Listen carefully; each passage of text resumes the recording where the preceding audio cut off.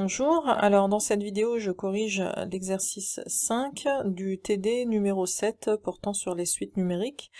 Il s'agit ici d'un exercice un petit peu plus théorique, mais ô combien important et pas si difficile que ça à montrer. Donc c'est un résultat dont on se sert régulièrement et qu'on comprend très bien, surtout intuitivement. C'est que si on a une suite qui est bornée et que V est une suite qui converge vers 0, alors on nous demande de montrer à l'aide d'un encadrement que le produit UN fois Vn va tendre vers 0.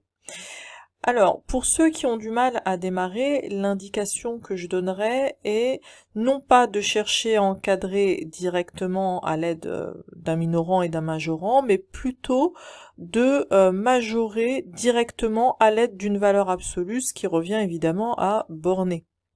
Alors ça nous évitera tous les problèmes de signes, parce que ici on n'a pas d'hypothèse sur la suite Vn, et donc on ne connaît pas en l'occurrence son signe.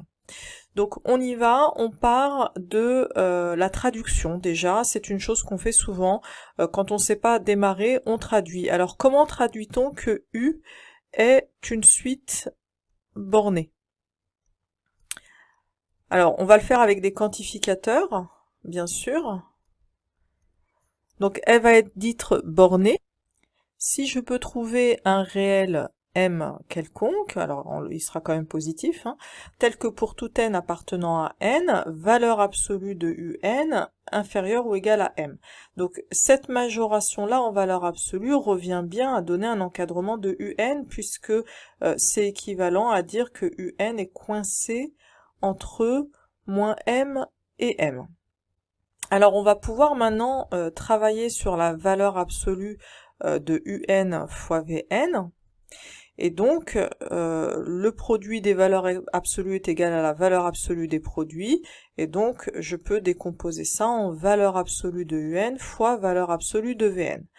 Alors, à l'aide de ce que j'ai écrit, juste la ligne au-dessus, je majore ça maintenant par m, donc une constante fois valeur absolue de Vn, et maintenant, je vais désormais m'intéresser à la limite de cette quantité-là. Alors évidemment, puisque Vn tend vers 0, sa valeur absolue aussi, et le fait de multiplier par une constante m n'y change rien à la limite. Donc cette quantité-là tend vers plus l'infini. Et ceci montre bien que un fois Vn tend vers 0, puisque cela nous donne en réalité un encadrement. Cela nous dit que un fois Vn est coincé entre m fois valeur absolue de Vn et moins m valeur absolue de Vn. Et donc là, si cette quantité tend vers 0, on est d'accord que son opposé aussi, et en l'occurrence cette quantité aussi. Donc vous voyez qu'en fait, ça revient à utiliser le théorème en réalité d'encadrement pour prouver que la limite de un fois Vn tend vers 0 elle aussi. Et le résultat est donc bien prouvé.